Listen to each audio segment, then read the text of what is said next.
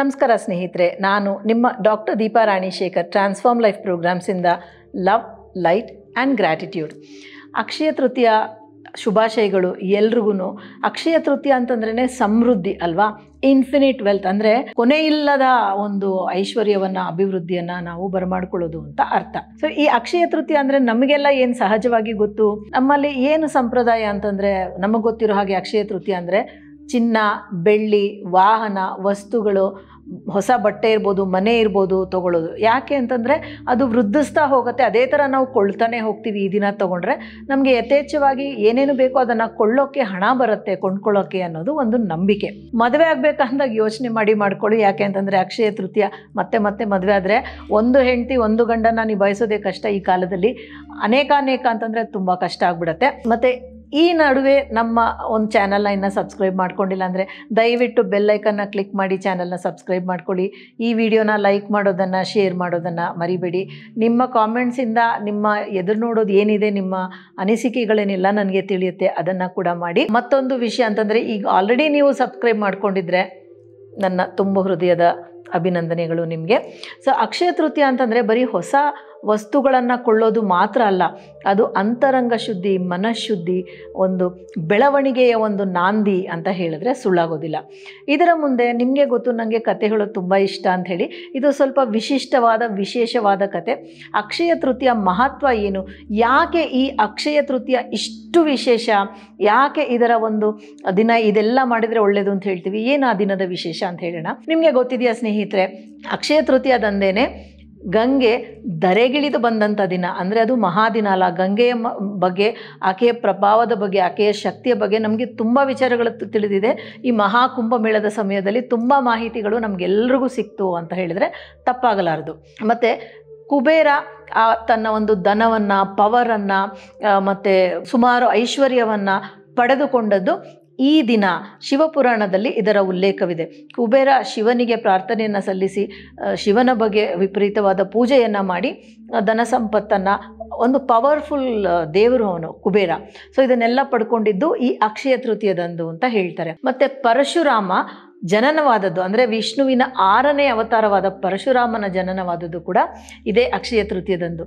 ದೇವಿ ಅನ್ನಪೂರ್ಣಿ, ಆಕೆಯ ಜನನ ಕೂಡ ಅಕ್ಷಯ ತೃತೀಯದಂದೇ ಆಗಿರೋದು. ಅನ್ನಪೂರ್ಣಿ ಅಂದರೆ ಆಕೆ ಕೂಡ ತುಂಬ ಮುಖ್ಯವಾದ ದೇವಿ ಅಲ್ವಾ. ನಾವು ಎಷ್ಟೇ ಐಶ್ವರ್ಯ, ಹಣ, ಸಂಪತ್ತು ಏನೇ ಇದ್ದರೂ ಕೊನೆಗೆ ತಿನ್ನೋದು ಒಂದು ಹಿಡಿ ಅನ್ನ, 1, 2, 3 ಶಕ್ತಿ ಅನುಸಾರ ರೊಟ್ಟಿ ಇರ್ಬೋದು, ಇನ್ನೊಂದಿರ್ಬೋದು, ಮತ್ತೊಂದಿರ್ಬೋದು ಅಲ್ವಾ. ಸೊ ಎಷ್ಟೇ ಇದ್ದರೂ ಆರೋಗ್ಯವೇ ಭಾಗ್ಯ ಅಂದಾಗ ನಾವು ಹಿತಮಿತವಾದ ಆಹಾರವನ್ನು ಸೇವಿಸೋದು ಕೂಡ ನಮಗೆ ಸೌಭಾಗ್ಯ ಅಂತಲೇ ಹೇಳಬೇಕು. ಮತ್ತು ಮಹಾಭಾರತವನ್ನು ತಗೊಂಡಾಗ ಪಾಂಡವ ಜ್ಯೇಷ್ಠ ಯುಧಿಷ್ಠಿರ ಮಹಾರಾಜ ಅಕ್ಷಯ ಪಾತ್ರೆ ಸಿಗತ್ತೆ. ಅಂದರೆ ಅವರು ಹಾಗೇನೆ ಕಾಡಲ್ಲಿದ್ದಾಗೆಲ್ಲ, ಅವರಿಗೆ ಸ್ವಲ್ಪ ವನವಾಸದಲ್ಲಿದ್ದಾಗೆಲ್ಲ ಸ್ವಲ್ಪ ಸುಲಭವಾಗಿ ಜೀವನವನ್ನು ಕ್ರಯಿಸಲಿಕ್ಕೆ ಸಾಧ್ಯ ಆಗುತ್ತೆ. ಸೂರ್ಯ ದೇವನನ್ನು ಪ್ರಾರ್ಥಿಸಿ ಸೂರ್ಯ ದೇವನಿಂದ ಅಕ್ಷಯ ಪಾತ್ರೆಯನ್ನು ವರವಾಗಿ ಪಡೀತಾನೆ ಯುಧಿಷ್ಠಿರ ಮಹಾರಾಜ. ಸೊ ಇದು ಕೂಡ ಅಕ್ಷಯ ತೃತೀಯ ದಿನವೇ ಆತನಿಗೆ ಸಿಗತ್ತೆ.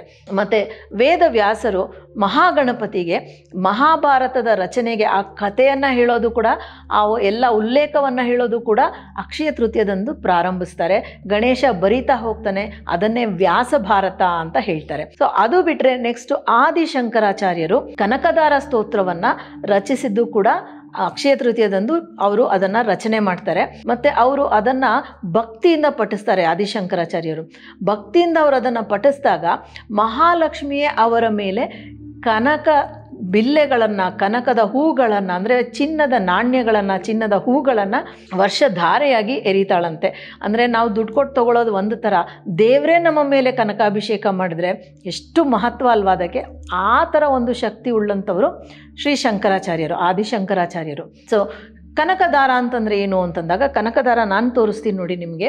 ಇದು ಕನಕದಾರ ಅಂತ ಹೇಳಿ, ಇದರ ಒಳಗಡೆ ಒಂದು ಜೆಲ್ಲಿ ಥರ ಒಂದು ಲಿಕ್ವಿಡ್ ಇರುತ್ತೆ. ಅದರೊಳಗಡೆ ಕನಕದಾರ ಅಂತಂದರೆ ಚಿನ್ನದ ಫ್ಲೇಕ್ಸ್, ಅಂದರೆ ತೆಳುವಾದ ಪದರಗಳ ಆಗಿರುವಂಥ ಚಿನ್ನದ ಒಂದು ಫ್ಲೇಕ್ಸ್ ಇರುತ್ತೆ. ಇದನ್ನು ನೀವು ಏನು ಮಾಡಬೇಕು ಅಂತಂದರೆ, ಅಕ್ಷಯ ತೃತೀಯದಂದು ಪ್ರಾರಂಭಿಸಿ ನೀವು ಅದನ್ನು ದಿನ ಬೇಕಾದ್ರೆ ಮಾಡ್ಬೋದು. ನಾನಂತೂ ಪ್ರತಿದಿನ ಇದನ್ನು ಮಾಡಿದ್ದೀನಿ.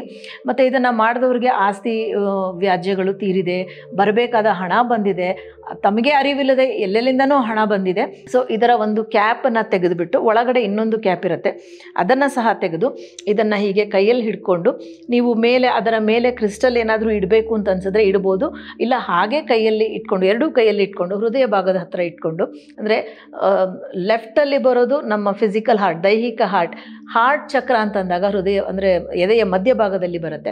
ಅಲ್ಲಿ ನೀವು ಈ ಕನಕದಾರ ಬಾಟಲ್ನ ಇಟ್ಕೊಂಡು ಕನಕದಾರ ಸ್ತೋತ್ರವನ್ನು ಹೇಳಿ. ನಿಮಗೆ ಹೇಳಲಿಕ್ಕೆ ಬರಲ್ಲ ಅಂತಂದರೆ ನೀವು ಯೂಟ್ಯೂಬಲ್ಲಿ ಹೋದರೆ ಕನಕದಾರ ಸ್ತೋತ್ರ MS ಸುಬ್ಬಲಕ್ಷ್ಮಿ ಅವ್ರ ಧ್ವನಿನಲ್ಲಿ ತುಂಬ ಸುಮಧುರವಾಗಿ ಇದೆ, ಅದರಲ್ಲಿ ಲಿರಿಕ್ಸ್ ಕೂಡ ಬರುತ್ತೆ. ನೀವು ಅದನ್ನು ನೋಡ್ಕೊಳ್ತಾ ಹಾಗೆ ಜೊತೆನಲ್ಲಿ ಹಾಡಿದ್ರೂ ಸರಿ, ಹಾಡಕ್ಕೆ ಬರದೇ ಇದ್ದರೆ ಸುಮ್ಮನೆ ಹಾಕಿದ್ರೂ ಸರಿ. ಇದನ್ನು ತಪ್ಪದೆ 21 ದಿವಸ ಮಾಡಿ, ಆಮೇಲೆ ಬ್ರೇಕ್ ತೊಗೊಂಡು ಮತ್ತೆ ಮಾಡಿ, ಅಥವಾ ಕಂಟಿನ್ಯೂಸ್ ಆಗಿ 48 ದಿವಸ ಮಾಡಿ.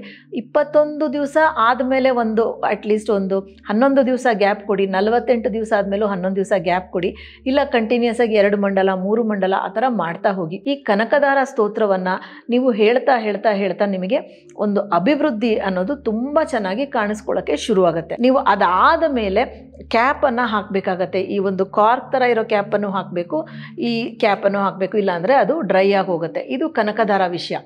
ಮತ್ತು ಇನ್ನೊಂದು ವಿಶೇಷ ಏನು ಅಕ್ಷಯ ತೃತೀಯದ್ದು ಅಂತಂದರೆ ನೋಡಿ, ಸಂಕ್ರಾಂತಿಗೆ ಸುಗ್ಗಿ ಹಬ್ಬ ಎಲ್ಲ ನಾವು ಬೆಳೆದಂಥದ್ದನ್ನೆಲ್ಲ ತೆಗೆದು ಭೂಮಿ ತಾಯಿಗೆ ಒಂದು ಧನ್ಯವಾದ ಹೇಳುವಂಥ ಹಬ್ಬ ಸುಗ್ಗಿ ಹಬ್ಬ. ನಂತರ ಉಗಾದಿಗೂ ಕೂಡ ಮಾವು ಬೇವು ಬೇರೆ ಚಿಗುರುಗಳು ಬಂದಿರುತ್ತೆ, ವಸಂತ ಕಾಲ ಅದು ಕೂಡ ಆಗೋಗುತ್ತೆ. ಅಕ್ಷಯ ತೃತೀಯ ಬರೋ ಹೊತ್ತಿಗೆ ವಸಂತ ಕಾಲ ಒಂದು ಘಟ್ಟಕ್ಕೆ ಹೋಗಿ ಮತ್ತೆ ಬಿತ್ತನೆ ಮಾಡುವಂಥ ಸಮಯ. ಬಿತ್ತನೆಯ ಪ್ರಪ್ರಥಮ ಬಿತ್ತನೆಯನ್ನು ರೈತರು ಅಕ್ಷಯ ತೃತೀಯದಂದು ಸಾಂಪ್ರದಾಯಿಕವಾಗಿ ಮಾಡೋರು. ಸಾಂಪ್ರದಾಯಿಕವಾಗಿ ರೈತರು ಅಕ್ಷಯ ತೃತೀಯ ದಿನ ಬಿತ್ತನೆಯನ್ನು ಶುಭಾರಂಭ ಮಾಡ್ತಿದ್ರಂತೆ ಈ ವರ್ಷಕ್ಕೆ ಅಂತ ಹೇಳಿ. ಸಾಧಾರಣವಾಗಿ ಅರಿಶಿಣದ ಕೊಂಬನ್ನು ಫಸ್ಟ್ ಬಿತ್ತನೆ ಮಾಡ್ತಿದ್ರಂತೆ.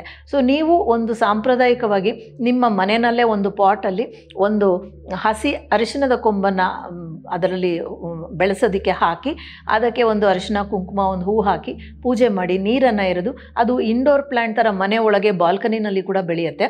ನಿಮ್ಮ ಮನೆಯಲ್ಲಿ ಒಂದು ಅರಿಶಿಣ ಕೊಂಬಿನ ಒಂದು ಗಿಡ ಇತ್ತು ಅಂತಂದರೆ ಅದೊಂಥರ ಆ್ಯಂಟಿಬಯೋಟಿಕ್ ಆ್ಯಂಟಿಸೆಪ್ಟಿಕ್ ಥರ ಈ ನೆಗಡಿ ಕೆಮ್ಮು ಅಂತ ಸಹಜವಾದ ಸಮಸ್ಯೆಗಳು, ಸ್ಕಿನ್ ಎಲರ್ಜೀಸ್ ಏನಿರುತ್ತೆ ಅದೆಲ್ಲ ಬರೋದಿಲ್ಲ. ಮತ್ತು ಮನೆಯಲ್ಲಿ ಯಾವುದೇ ಒಂಥರ ಟಾಕ್ಸಿಕ್ ಎನರ್ಜಿ, ದುಷ್ಟಶಕ್ತಿಗಳಿರ್ಬೋದು, ಕಣ್ದೃಷ್ಟಿ ಇರ್ಬೋದು, ಅಂಥದ್ದೆಲ್ಲ ಇದ್ದಾಗ ಅದನ್ನು ಕೂಡ ಅದು ನಿವಾರಣೆ ಮಾಡುತ್ತೆ. ಸೊ ಇದು ಒಂದು ವಿಷಯ. ಮತ್ತು ಉದಕದಾನ ನಾವು ಕೊಳ್ಳೋದ್ರ ಬಗ್ಗೆ ತುಂಬ ನಮಗೆ ತುಂಬ ಏನು ಹೇಳ್ತಾರೆ ಸಂತೋಷ ಇದೆ, ಖುಷಿ ಇದೆ, ಅದರ ಬಗ್ಗೆ ವಿಪರೀತವಾದ ಒಲವಿದೆ. ಆದರೆ ನಾವು ಕೊಡೋದ್ರ ಬಗ್ಗೆ ಕೂಡ ಯೋಚನೆ ಮಾಡಬೇಕಲ್ವಾ. ನಾವು ಯಾವುದೇ ಒಂದು ಬರೀ ತೊಗೊಳ್ತಾ ಇದ್ರೆ ಆಗಲ್ಲ, ಅದನ್ನು ಕೊಡಲೇಬೇಕು. ಯಾಕೆ ಉದಾಹರಣೆಗೆ ಉಸಿರು ತೊಗೊಳ್ಳಿ, ದೀರ್ಘವಾದ ಉಸಿರು ತೊಗೊಳ್ಳಿ ಅಂತೀವಿ, ಅದು ಹಾಗೆ ಇಟ್ಕೊಂಡ್ಬಿಟ್ರೆ ಅದು ಹಿಂಸೆ ಆಗೋಕ್ಕೆ ಶುರು ಆಗುತ್ತೆ, ಅದನ್ನು ವಾಪಸ್ ಕೂಡ ಕೊಡಬೇಕು. ಸೊ ಏನನ್ನ ನಾವು ಕೊಡಬೇಕು ಅಂತಂದಾಗ ಇದರ ಜೊತೆ ನೀವು ಉದಕ ದಾನ ಅಂತ ಹೇಳ್ತಾರೆ. ಕಾಪರ್ ಅಂದರೆ ತಾಮ್ರ ಅಥವಾ ಮಣ್ಣು ಅಥವಾ ಬೆಳ್ಳಿಯ ಒಂದು ಪಾತ್ರೆ ಅಥವಾ ಸಣ್ಣ ಕುಡಿಕೆಯಲ್ಲಿ ನಿಮ್ಮ ಶಕ್ತಿ ಅನುಸಾರ, ಮಣ್ಣಂತೂ ಸಿಗುತ್ತೆ. ಈಗ ಬೇಸಿಗೆ ಆದ್ರಿಂದ ಎಲ್ಲ ಕಡೆ ಮಣ್ಣಿನ ಮಡಿಕೆಗಳನ್ನೆಲ್ಲ ಮಾರ್ತಿರ್ತಾರೆ, ಎಷ್ಟು ದೊಡ್ಡದಾದರೂ ಸರಿ. ಅದನ್ನು ಒಂದು ಮಡಿಕೆಯನ್ನು ಅಥವಾ ಚಿನ್ನದ ಅಥವಾ ತಾಮ್ರದ ಚಿಕ್ಕ ಕುಡಿಕೆಯನ್ನು ಚೊಂಬನ್ನು ತಗೊಂಡು ಅದರಲ್ಲಿ ನೀರನ್ನು ತುಂಬಿಸಿ, ಅದರಲ್ಲಿ ನಿಮಗೆ ತೋಚಿದಂಥ ಯಾವುದಾದ್ರೂ ಬೆಳ್ಳಿ ಇರ್ಬೋದು ಅಥವಾ ಸಾಧಾರಣವಾದ 1 ರೂಪಾಯಿ ನಾಣ್ಯ, 2 ರೂಪಾಯಿ ನಾಣ್ಯ, 5 ರೂಪಾಯಿ ನಾಣ್ಯ, ಯಾವುದಾದ್ರೂ ಸರಿ 3 ನಾಣ್ಯಗಳನ್ನು ಹಾಕಿಬಿಟ್ಟು ಅದು ಒಂದು ಚಿಟಿಕೆ ಅರಿಶಿನ ಹಾಕಿಬಿಟ್ಟು ಅದಕ್ಕೆ ಒಂದು ಹೊಸ ಬಟ್ಟೆ, ಹಳದಿ ಅಥವಾ ಬಿಳಿ ಬಟ್ಟೆಯನ್ನು ಸುತ್ತಬಿಟ್ಟು ಕೆಂಪು ದಾರವನ್ನು ಬಿಗಿದ್ಬಿಟ್ಟು ನಿಮ್ಮ ದೇವರ ಮನೆಯಲ್ಲಿ ಇಟ್ಟು ಸಮೃದ್ಧಿಯನ್ನು ನನಗೆ ಕೊಡಪ್ಪ, ಹೀಗೆ ನಾನು ಯಾರಿಗೆ ಇದನ್ನು ಕೊಡ್ತೀನೋ ಅವರಿಗೂ ಸಮೃದ್ಧಿಯನ್ನು ಕೊಡು, ಅವರು ಯಾರ್ಯಾರ ಸಂಪರ್ಕಕ್ಕೆ ಬರ್ತಾರೋ ಅವರಿಗೆಲ್ಲ ಸಮೃದ್ಧಿನ ಕೊಡು ಅಂತ ಹೇಳಿ ಇದನ್ನು ವಿಷ್ಣು ದೇವಸ್ಥಾನದಲ್ಲಿ ದೇವರ ಅಭಿಷೇಕಕ್ಕೆ ಕೊಡಿ ಅಥವಾ ಬ್ರಾಹ್ಮಣರಿಗೆ ದಾನವಾಗಿ ಕೊಡಿ. ಉದಕ ದಾನ ಅಂತ ಹೇಳ್ತಾರೆ. ಇದು ತುಂಬ ಶ್ರೇಷ್ಠವಾದ ದಾನ, ನಿಮ್ಮ ಅಭಿವೃದ್ಧಿಗೆ ಇದು ತುಂಬ ನಿಮಗೆ ಏಳಿಗೆಯನ್ನು ಕೊಡುತ್ತೆ. ಇದು ಒಂದು.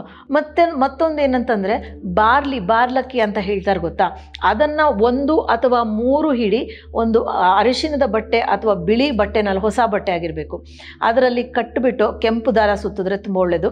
ಕಟ್ಟಿಬಿಟ್ಟು ನೀವು ವಿಷ್ಣು ದೇವಸ್ಥಾನದಲ್ಲಾದರೂ ದಾನಕ್ಕೆ ಕೊಡಿ ಅಥವಾ ನೀವು ಒಂದು ಅರಳಿ ಮರದ ಬುಡದಲ್ಲಾದರೂ ಇಡಿ ಅಥವಾ ಬ್ರಾಹ್ಮಣರಿಗೆ ದಾನವನ್ನು ಕೊಟ್ಟಾಗ ಇದು ಸುವರ್ಣ ಪುಷ್ಪ ದಾನಕ್ಕಿಂತ ವಿಶೇಷವಾದದ್ದು, ಅತ್ಯುತ್ತಮವಾದ ದಾನ ಇದು ಅಕ್ಷಯ ತೃತೀಯದಂದು. ನಾವು ಕೊಟ್ಟಾಗಲೇ ನಾವು ಸ್ವೀಕರಿಸೋಕೆ ಆಗೋದು ಅನ್ನೋದು ನೆನಪಿರಲಿ. ಸೊ ನೀವು ಯಾವುದನ್ನು ಮಾಡಿದರೂ ಮನಸ್ಸಿಂದ ಮಾಡಿದಾಗ ನಿಮಗೆ ಅಷ್ಟೇ ವಾಪಸ್ಸು ಬ್ರಹ್ಮಾಂಡ ಕೊಡುತ್ತೆ. ಸೊ ಅಕ್ಷಯ ತೃತೀಯ ಅಂತಂದಾಗ ಹಣ ಸಂಪಾದಿಸೋದು, ಸಮೃದ್ಧಿ ಅಂದಾಗ ಈ ನಾನು ಹಾಕ್ಕೊಂಡಿರೋ ಕ್ರಿಸ್ಟಲ್ಸಲ್ಲಿ ಅದನ್ನೇ ತೋರಿಸುತ್ತೆ ನೋಡಿ. ಇದು ಜೇಡ್ ಆಯಿತಾ, ಇದು ಕೂಡ ಸಮೃದ್ಧಿ ಐಶ್ವರ್ಯವನ್ನು ತಂದುಕೊಡುತ್ತೆ. ಕ್ಯಾಟ್ಸ್ ಐ, ಇದಕ್ಕೆ ಮನಿ ಕ್ರಿಸ್ಟಲ್ ಅಂತಲೇ ಹೆಸರು. ಮತ್ತು ಕಾರ್ನೇಲಿಯನ್, ಇದು ಕೂಡ ಹಣವನ್ನು ತಂದುಕೊಡುವಂಥ ಕ್ರಿಸ್ಟಲ್. ಇದು ಎಸ್ಪೆಷಲಿ ಈ ಜೇಡ್ ಜೊತೆ ತುಂಬ ಒಳ್ಳೆ ಕೆಲಸವನ್ನು ಮಾಡುತ್ತೆ. ಸಿಟ್ರಿನ್, ನಮಗೆ ಮನಿ ಬ್ಲಾಕ್ಸ್ ಇದ್ದರೆ ಅದನ್ನು ಕೂಡ ಕ್ಲಿಯರ್ ಮಾಡಿ ನಮಗೆ ಸಮೃದ್ಧಿಯನ್ನು, ಸಂಪತ್ತನ್ನು ತಂದುಕೊಡುತ್ತೆ. ಸೊ ಈ ಕಾಂಬಿನೇಷನಲ್ಲಿ ಹಾಕಿದಾಗ ಈ ಕ್ರಿಸ್ಟಲ್ಸು ಸುಮಾರು ಸಂಪತ್ತಿನ ಕೆಲಸವನ್ನು ಮಾಡುತ್ತೆ. ಕ್ರಿಸ್ಟಲ್ಸ್ ಬಗ್ಗೆ ಡೀಟೇಲ್ಸ್ ಬೇಕು ನಿಮಗೆ ಅಂದರೆ ನಮ್ಮದೇ ಒಂದು ಕ್ರಿಸ್ಟಲ್ಸ್ ವಿಡಿಯೋನಲ್ಲಿ ಎಲ್ಲ ಡೀಟೇಲ್ಸ್ ಹೇಳಿದ್ದೀನಿ, ಅದನ್ನು ನೋಡಿ. ಮತ್ತು ಈ ವಿಡಿಯೋನ ನೋಡಿದ್ದಕ್ಕೆ ನನ್ನ ತುಂಬು ಹೃದಯದ ಧನ್ಯವಾದಗಳು. ನಾನು ತುಂಬ ಜನ ಲೈಕ್ ಮಾಡ್ತೀರಾ, ಶೇರ್ ಮಾಡ್ತೀರಾ, ಕಾಮೆಂಟನ್ನು ಕೂಡ ಮಾಡ್ತೀರಾ.